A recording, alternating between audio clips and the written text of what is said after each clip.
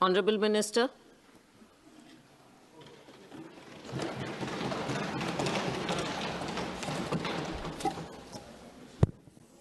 Thank you, Madam. It has been a very long and thorough discussion on this very important aspect of airfares in the country.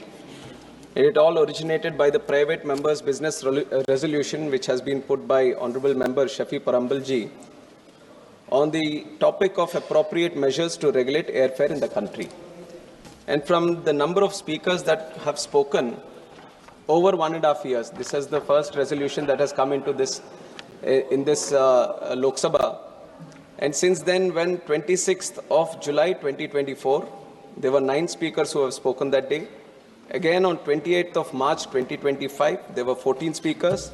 And today, on 12th of December, we have had another 8 speakers speak on this. One thing that is evident today from all the speakers that have spoken and the emotion that has come out, the government continuously speaks about how aviation today is a matter of fact. From हवाई चप्पल से हवाई जहाज का जो नारा था वो सच है, ये साबित होता है जिस भावना से ये सभी लोगों ने यहाँ पे अपनी बात रखी. Unless it is connected to the masses of the country, you don't see that kind of emotion being spoken, both from the members this side and from the members that side. So that is an example that how deeply and inclusively, under the leadership of Honorable Prime Minister Narendra Modi ji, the civil aviation is interconnected in this country. And I'll try to stick to the points that have been mentioned in the resolution, which I feel is also very important to address today. The first point is to initiate appropriate measures to regulate the airfare in such a way that there is a reasonable upper limit to the maximum fare that an airline can fix in a route. Madam, taking up this point, let me start by looking into the aspect of deregulation in the country. Some speakers have already spoken about it. The deregulation starts with Air Corporations, the regulation starts with Air Corporations Act of 1953. That was the time when they decided that the airfares need to be regulated. There was a committee which was there and which was looking into all the regulations and the capping of fares and deciding what the tariff should be. But then in 1994, it was decided that the aviation sector should be deregulated. And it was deregulated, that idea that came up, and then the Air Corporations Act was repealed in 1994. And the idea behind the deregulation at that time was to allow the sector to grow. Open sky was mentioned because there was so much demand and potential in the country, and considering the global way of how civil aviation was observed across the world, all the countries who have seen exceptional growth in their own country in civil aviation, they had deregulated markets. The deregulation of markets, one, lets the sector open up for many players to come in, and it also encourages competition at the same time. When you are saying deregulation, you are letting the market dynamics flow in, you are letting the market supply and demand play its own role, so that the ultimate benefit is got by the passenger who is taking the ultimate benefit. So it is with that idea in 94 itself, the deregulation has happened, and from then we have seen that multiple airlines have come in and multiple challenges for airlines. Some have gone out and new airlines have come in. But the idea still remains that if the civil aviation network, the aviation sector, if it needs to grow, the first and foremost thing is to keep it deregulated so that the competition survives, more players can come in. Madam, and coming back to the whole deregulation aspect, even though I'm saying that the market is deregulated, let me also come to the fact that according to the Aircraft Act that we have right now, there is power with the central government that in extraordinary circumstances, when there is a possibility that there is a misuse of the air tariff deregulation that we have set up, then there is the power with the central government to interfere and set things right, to cap the fares so that the passenger does not experience opportunistic pricing at that point of time. And one of the examples for that, a good example there would be COVID.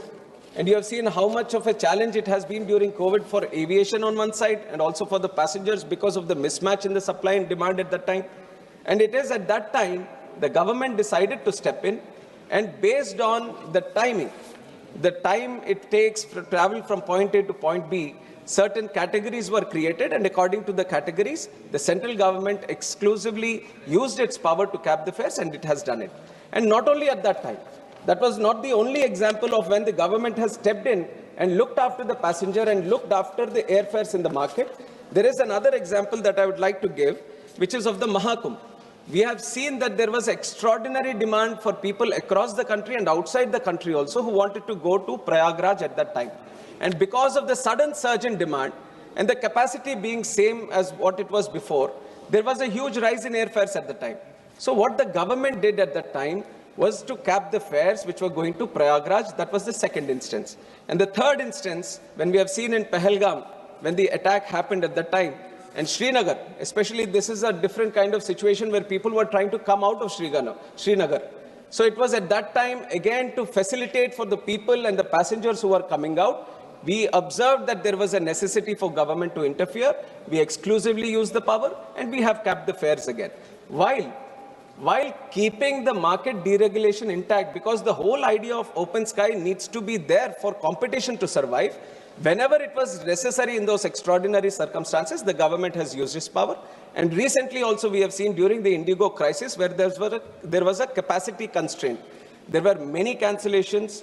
There were many routes where the airlines was not able to operate, because of which there was a capacity constraint. So again, it was observed that if we don't interfere, there could be a rise in airfares. Immediately we have stepped in, we have released an order, and this time we have done the categories based on the distance, and clearly we have communicated to the airlines that there has to be a capping in airfares. I'm mentioning the point saying that because the government has the exclusive power in extraordinary circumstances when they feel that the airfares are rising above the normal and becoming abnormal, then we are taking up that step. Another initiative that we have taken. This ministry is continuously connected to the people and listens to the people, takes feedback from the people. And that has been the complete approach of this government, especially under the leadership of our Prime Minister Narendra Modi ji. Alliance Air, still a government entity. It is running ATRs across the country. It is especially running the most important routes in the Northeast area and also many different destinations where it might not be viable for different players to come in. Government has taken it upon itself to run those routes so that the people in those areas also get connectivity. The new initiative, the experiment we have started, this was very recently in October we have started with Alliance Air, was Fare Se Fursat. We wanted to see, because there is a lot of discussion on capping of fares, let us see if we can cap the fares to a certain extent, what kind of benefit it is being given to the ultimate consumer or the passenger, and how is the viability of the airlines. So this special initiative that we have done, which is Fare Se Fursat, which is a pilot project for 3 months, Alliance Air, more than 54 routes it is operating in the country. We have selected certain 25 routes where the demand is good, some where the viability not be good. So 25 routes across the country, both Northeast, South India, northern part of India, West, East. We have taken up all operations, 25 routes we have earmarked. And in these 25 routes, we have fixed up the fare for that route. And now, in these 3 months, it is still ongoing until December 31st, this Fare Se Fursat scheme is going on. And we want to observe. Now, if we have capped the fares, how is it benefiting the passenger is one? Because there are many other things which are involved. This is a not single-way solution that you are observing that the fares are up and you cap the fares or you make them limited to a certain extent and the ultimate benefit is going to the passenger, because it is not just that one travel for that passenger. There is a sector here. There is the viability of the airlines. There is an airport that is operating. There are multiple levels in civil aviation for the passenger to go from point A to come out at point B. There are multiple different sectors which are continuously like a symphony working in tandem so that the passenger can go from one place to other. And it is important for us to ensure this whole tandem, the whole connectivity that is there in between, everything is viable in its operations. So that is why the Fare Se Fursat scheme is there. Government is very closely observing how the feedback on this, especially this scheme, and how the passengers are responding to it. So once that is done, definitely we are going to sit down, observe the feedback, and then if necessary, consider this with the private airlines also.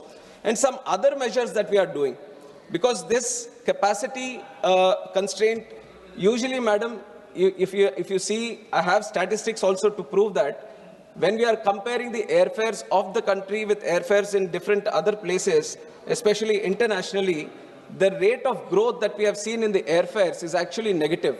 In relative terms, in real terms, there has been 43% decrease in the airfares when you consider the consumer price index also. So if you compare with US or China, US it has decreased at 23%, China 34%, but India, the decrease has been up to 43% in relative terms when you compare with the consumer price index and the inflation also that has happened. So if you compare your own tariffs from previous years, previous decades, we have been maintaining a certain sort of level which is still affordable for the people. But in those terms also, when do you observe this airfares rise? It is not that every day they are rising, you see an increase in the fares. When these festive seasons are there, when there is a specific demand that originates in this location for most people to travel, and exactly the examples were also taken, Kerala during Onam, during Christmas, during that specific period, most of the people who are working in the Gulf area, they all want to come back and visit their families in that time. There is a specific season that you see that there is a huge capacity that is going to be there, and those are the routes, specific routes also you can see that this is where the airfares are rising because of the demand that originates. And then you see in the North India, sometimes during the Durga Puja, the Calcutta routes are on a surge. During Diwali area, the whole northern sector, that is on a rise. And also during Chhat Puja, whatever is going to Bihar, that is on a rise. These are all specific seasons. It is not that I can cap a fare for the entire season, entire year to a certain sector, because there are still, this is why market demand and market supply is very, very important for us to understand. They kind of play in such a way that they regulate the fares on its own. But when we observe, because we also know that there are seasons, because we also know there are capacity constraints in those seasons, we have reacted accordingly. When this Kerala situation observed, and after me becoming the minister also, this was exactly in September of 24, when the Kerala, the Gulf and the Kerala routes, when we observed that, see, what else can we do? What else can we do in this time so that we can facilitate for the people who want to travel and can keep the fares at a very adjustable price? Then we added capacity. We have spoken to the airlines well in advance. We have said this is a situation which is happening every year. Why don't we provide the more capacity in this region so that more people can travel? This is exactly what we have done in that time. More flights which were not operating or non-viable routes across the country, they were taken out. They were brought into this specific sector so that can create, that can facilitate for the demand that it was created. And on top of Onam, during this Kumbh Mela also, everyone wanted to travel to Prayagraj. So we have increased the flights that are going to Prayagraj. So not only capping the fare, but the capacity needs to be augmented. That is the real solution when you are seeing that the fares are rising. Because there is demand there. It is not that you want to send that single passenger in a very adjustable price. You want to send 10 passengers to that place in that during that specific time. So capacity augmentation is something which is very much required, and we have done that. Kerala during the Onam, and Diwali during Diwali also we have done recently in October 25, Prayagraj Kumbh Mela in Jan 25. So we have worked out this solution when we speak with the airlines before and consider the festive season and increase the capacity. And also, madam, we have to understand what goes into these airfares. I have talked about what some of the measures that we have taken, and also airfares is not a single entity. There are different charges that go into the airfare, and one of the most important one is the aircraft fuel. ATF goes up to 40%, 40 to 45% of the ticket price that you pay is because of the ATF. And the way ATF is there in the country, the state taxes the ATF. And there are multiple states who have brought it below 5%. We are very thankful to them. There are 26 states and union territories which have brought it down because they understand that even if you lose a small revenue in this taxation for the ATF, the kind of economic growth that it creates, the kind of growth aviation network creates for other industries is very, very important. And it is with that idea that it was being done. But there are some states which still have it at a very high percentage. And it is multiple times, our predecessor, Scindia ji, is also here. He has written and spoken on this many times and written to chief ministers. And I have also taken that responsibility. I have written to chief ministers whenever I get the opportunity to meet them. I have spoken to them on this very specific issue to please bring down the ATF. Because if you bring it down, then definitely that also helps the passenger and the cost that it takes. And we have done it with Bihar also. Bihar used to have 29%, but in June 25, they have responded and they have brought it below 4%. And there is one state, Tamil Nadu also, Manikamji is here. So I will take this opportunity through this discussion also to encourage the state government to bring it down. as much as possible, not 4%, but bring it down to 1%, so that this benefit of the taxation also is being extended to the passenger at the end. And now this is the ATF. And when it comes to the DGCA measures, DGCA is also a very important regulator for us. It also looks after the safety. It also looked after the airlines and their operations. Now there is a tariff sheet which is being done by the airlines to see how are we going to charge. The tariff sheet mentions the minimum fare for a certain route, maximum fare for a certain route, and they have this bucket system where through buckets, they see how many seats are going to be allocated at a certain price. Not many would be knowing about this, but whenever you go to the website and you purchase a ticket, there is a clear tariff sheet that is mentioned there. But here the airlines also used to be doing their own chalaki. What they used to do, tariff sheet, because according to the law, they have to do it prominently somewhere, they have to display the tariff sheet. But we were also doing our own monitoring. We were checking where is the tariff sheet. But we used to go to the web page, and it used to take ages to look at it, where the tariff sheet it is. It is right at the bottom, and even the letters with which it was written was only, you can see it only if you use a binoculars. It was at that situation. Then we said this is not the purpose of through which the law has been kept. Then we have updated them. They have instructed them that whenever they open, the tariff sheet should be seen right in the front in big letters so that every passenger can see it. We have brought that change. We have monitored that change. Now the tariff sheet is thoroughly displayed. But not only tariff sheet. Now earlier there was the rule that the tariff sheet, there was a small clause which gave an advantage to the airlines that every day they can change the tariff sheet. ऐसा होगा तो कैसे होगा? आज का tariff sheet आज का बन रहा है, आज का ticket हमने ले लिया, कल का tariff sheet कल का बन रहा है, तो again it's not serving the purpose.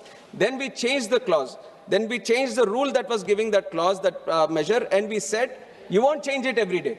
You won't change it every 24 hours. You will only change it every month, so that once the passenger sees at the end of the month, first week of the month, they have to give us the tariff sheet saying in that sector, in this month, how much are you going to charge, how many bucket charges you have. So everything the passenger should know on what charges it will be there. So we have changed it to 1 month. That is also a facility that the passenger will have. I would encourage more passengers to look into this tariff sheet, to look at how the pricing is done, what is the minimum bucket, what is the maximum bucket. And this we have done it last year itself, and we have observing some changes because it improves the monitoring mechanism that we have on these airlines and their tariff sheets. And also on top of this, there is a tariff monitoring unit that we have created in DGCA.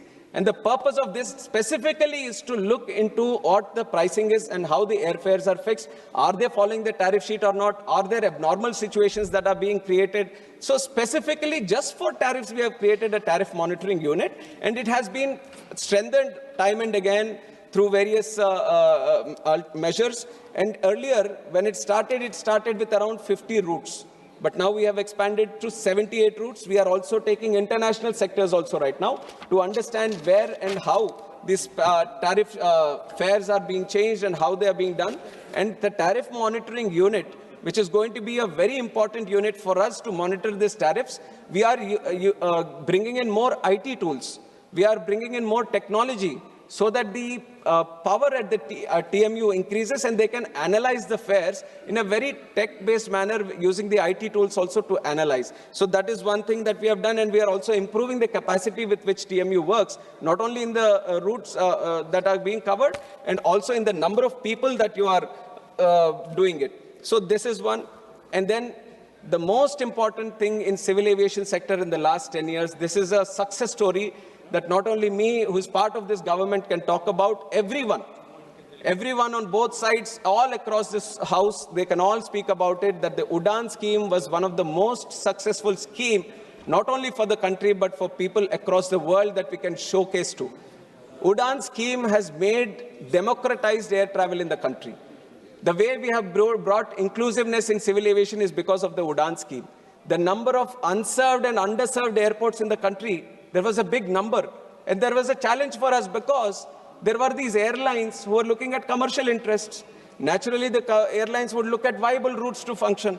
And that is the most metro routes or the tier 2 to metro routes. But we have been creating airports across the country, especially in the Northeast, in our union territories, where they might be not viable to function, but still they need air connectivity. People were aspiring to have air connectivity in the country. So that was when our Honorable Prime Minister came up with this flagship scheme of Udan, Ude Desh Ka Aam Nagrik, and it has done wonders to civil aviation sector in this country. Whatever we experience, we have gone through different places now where people would have not ever thought that they would have an airport at that location. Because of the Udan scheme, we were able to start an airport there. Because of Udan scheme, we were able to start operations there. Today, almost 1,57,00,000 people have availed the benefit of Udan. More than 3,26,000 routes have taken over in Udan. More than 693 routes, specific routes which were not there before, because of Udan scheme we have started. But there are certain limitations in Udan. The Udan scheme also is not like just to cater for the viability or just to start new connections. Udan scheme is supposed to act like a spark. Wherever there is a route which is not functional, we wanted to start the route, bring in the viability, bring in people, attach them to aviation, attach them to air travel, and let the private sector take its place. It is with this idea that the Udan was brought in, and it was envisioned for 10 years. But I can tell you right now, madam, in the last budget, Honorable Finance Minister Nirmala Sitharamanji, understanding the importance of this specific Udan scheme, because like I told, it is only for 10 years. So we were on the verge of completion of the Udan scheme, but she has made the provision that Udan is going to be expanded for 10 more years. This is a great thing for our civil aviation as we are trying to grow more and more in the next few years. Not only expansion for the next 10 years, but she has specifically mentioned that 120 new destinations are going to be covered. That is the strength that civil aviation has in this country. 120 new destinations. How many we have today? 164 airports. 164 is a vast network. But look at the capacity of the country. We are not stopping here. If we want to achieve Viksit Bharat, we have to connect each and every location as much as possible with civil aviation. In the next 10 years, we are going to do 120 destinations, and Udan is going to. And what is the biggest benefit Udan has done to the country? I've talked about many of them, but one of the biggest one is that new airlines have come in. New airlines, which many of you, because they operate in very specific sectors, you might not see them. Star Air is there, Fly 91 is there, India One is there. They might have very small operations. They might have a 9-seater or a 19-seater, but they are the ones who are connecting the tier 3 cities. They are the ones who are connecting the remotest parts. You would have never seen these kind of airlines come into the country. But it is because of Udan, they found a way to come in. Is it not what we want? This is exactly what we want, more airlines to come in, more competition to be there in the country. And Udan is specifically looking into that. Now, in the last 10 years, if we can see so much success in Udan, with modifications on the Udan, which is going to facilitate for more people to come in, more competition to be there, more routes being established and more connectivity being established. Imagine the kind of growth we can see with the new expanded Udan in the next 10 years. Definitely, I see the vision that there are going to be more and more airlines coming in the future. I can assure the House that there will be more and more airlines with the Udan scheme also, that it's going to come. I've talked about the tier 2 city connections and tier 3 city connections through Udan, madam, and that we are going to expand. And also in this last 18 months of me being the minister, we have given NOC to 3 new airlines also. And 2 new airlines have also applied for NOC. So this is a continuous activity. We are engaging with the stakeholders. We are engaging with the market. We are creating that aspiration that if you want to be in this sector, this is the time that you want to start a new airline, because the demand is continuously growing. This is the approach of the government also, that we need more airlines. And not only this, I would also like the people here to understand the real bottleneck here. Airports we are creating. Airlines, we have the Udan scheme where we are encouraging, we are giving the viability and all that. Availability of the aircrafts is the serious issue that we all need to understand. There are only certain players across the world who are making these aircrafts. If I have a lot of money to buy aircrafts, if I go sit today that I'm going to start an airline today, I have the unlimited amount of money for me and I want to buy 100 or 200 aircrafts. I can't have these 100, 200 aircrafts right here, right now, today. Because the manufacturing at which it is going comes at a pace. Every month, there are certain factories that they have, there are certain assembly lines that they have. They can only, the throughput of these shops are only that much. And they are not only supplying for India, they are supplying for across the world. There is a huge demand in Gulf. There is a huge demand in Asia-Pacific region, and everyone is having to wait for this. India is also waiting. How many orders do we have? 1,700 orders. 1,700 orders pending with Airbus, pending with Boeing, pending with other players. Once we get this, if let us say these 1,700 orders, which our airlines are doing it today, if they all come into our sector, then definitely it is going to benefit the passengers. But the bottleneck is not within the country or with the government or with the airlines. It is the availability of these airlines. We have recognized that. And that is exactly why this government has taken a stance that we are not going to only wait for these aircrafts to be built across. We are going to create a program where the aircrafts can be built in the country. We should have a made in India aircraft also. And that is the vision with which this government is moving. There is a Russian Sukhoi SJ-100, which is a regional aircraft. We are talking with them. HAL is engaging with them. They have gone into MOU. They are going to get the technology here so we can build the plane here. Embraer is a very good plane, very efficient plane. We are seeing Star Air, which is operating on Embraer, giving good connectivity to these tier 2 cities. They are also trying to increase increase their operations. We are talking with Embraer. We are telling them, please come to India and manufacture your shop here so that we can manufacture the aircrafts here. If you have 1,700, demand for 1,700 aircrafts in the future, and if you can get the companies to come and build in this own country, then imagine how much easier it is going to be for people who are airline operators here to get the aircrafts. We can have aircrafts being done here in this facility also being extended. And another type of cost, because these airlines, they run on very thin margins. That also we need to understand. And what are the challenges they face? They faced COVID. COVID was a time nobody was traveling, but they were there surviving. They were there paying salaries to their people. They've all gone through it, even though there was no single flight operating in certain days because of the lockdown. That is a phase that all the airlines had to pass through. And there are high costs of leasing. It is not that today I have the money and I'm buying a plane. There is a different strategy, financial strategy the airlines are using, not only in India, but across the world. They do leasing. Leasing is where I just rent the plane from someone else who has bought the plane, use it for a certain period of time, and I give it back to him. And this is the common strategy that you're observing in all the airlines. At one point of time, maybe 2 decades or 3 decades, 60 to 70% of them were being owned by the airlines and 30% were being done on leasing basis. Now today, 85% of the planes are being leased. So then we thought, why not we address the leasing part only? Then we observed how leasing industry is as compared to the global industry. There are certain hubs. Ireland is a hub, as a big hub, because they started very early. They have created all the regulations that are required. They have done with the taxation problems that are required, and they've created a hub for themselves. So anyone who wants to lease a plane, their first preference is they go to Ireland. And now UAE also, you have seen the demand that Gulf has created. UAE has created another hub for itself for becoming a leasing symbol. And then the Singapore is there. Singapore also kind of created. Why not India? This is the approach of our Honorable Prime Minister, that why not we should become a leasing industry, not only catering for our own demand, but for the entire world. Gift City was created with this whole idea that leasing industry should flourish here. And also we saw that the Cape Town Convention, through which the leasing industry, the compliance score which is seen across the world, that needs to be made into act. We didn't have an act, we didn't have any kind of legislation which was backing that Cape Town Convention.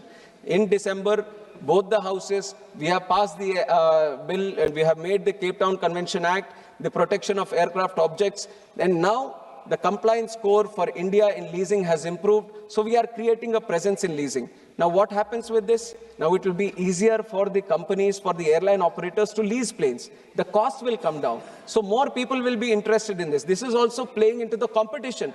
This is also playing into creating more airlines to come into the picture. Now I also talked about MROs. Maintenance of the plane is another cost that is there. What happens, madam? We are bringing the planes. Planes I've talked about, we are bringing it from outside, from these companies. But even once you bring it, you have to maintain the plane.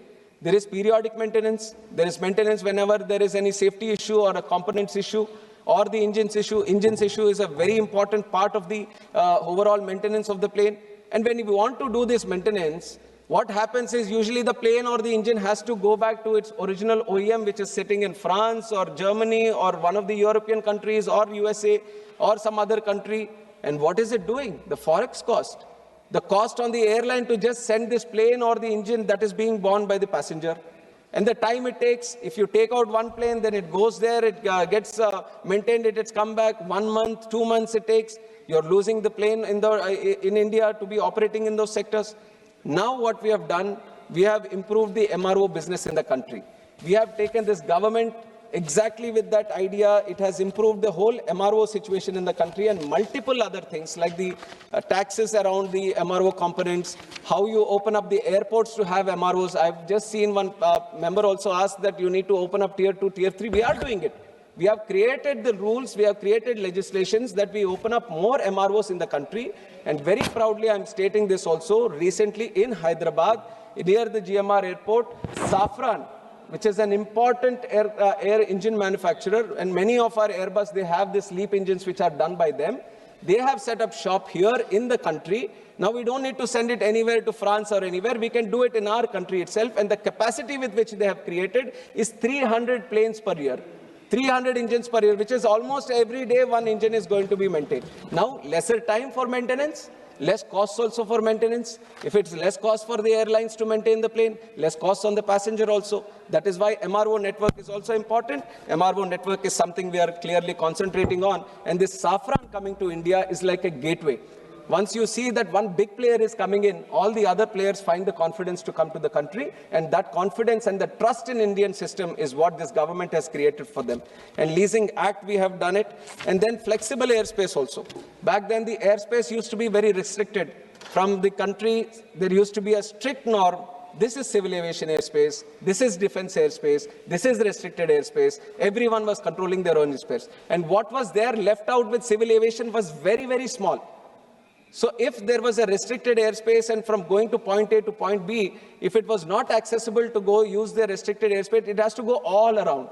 When it goes all around, imagine the fuel cost that it takes, the time that it takes. And it was Honorable Prime Minister Narendra Modi ji who made defense, who made the intelligence, who made the civil aviation. Everyone sit together, all the technologies that are there, everyone had to sit together, collaborate, coordinate, and come out with flexible airspace. So even if it is with defense, at that time, civil aviation can request that I want to use this airspace for the passengers, for the commercial purposes, and they give their airspace. So what used to take probably 30 minutes or 40 minutes over gets covered in a very shorter time, and that cuts down the cost of the plane to operate from one point to another point. That also reduces the cost. This is again playing into the fact that relatively, taking inflation and the CPI, you might even feel that why would it be that the prices are still 43% lower than before? Because of these kind of things. The interventions that we have done to keep the airfares down, there are many things which are in tandem, multi-pronged approach which is going on. So this is why we have kept them in this thing. And while I say this, I've talked about many things that are there. While I say this, there is also the second point. Let me go to the second point. This won't be taking much time, but convene a joint meeting with airline operators, representatives of the people, and all other relevant stakeholders to discuss the issue of excessive airfare during the vacation seasons urgently. This has been mentioned, and accordingly, I have mentioned that the Kerala Gulf in October 24 itself, we have done it. That was because this was placed on the time, and Honorable Speaker from the chair has advised that you have to meet the airlines, and we have taken meetings with the airlines, all the stakeholders, and we have taken it as a very proactive measure, and we are doing it every month. Every month we are sitting with the airlines. We are telling them what the festive seasons could be, what could be the airfare in that specific month. We are coming out with guidelines. We are coming out with instructions to keep them at this thing. And then the third point is establish a quasi-judicial body to regulate and monitor the air traffic ethically and equitably. To regulate, I've said that the government already has the power in extraordinary circumstances. Whenever it feels it is going out of bounds, then we have the power. And for monitoring, we have the tariff monitoring unit. We are making it more powerful. We are, in fact, including it in the aircraft rules also, so that it carries a certain kind of statutory provision for it, and that is going to strengthen, madam. And with all this, the only points that I want people to think about, one is the bottleneck of the aircraft availability. Second is the viability of the airlines.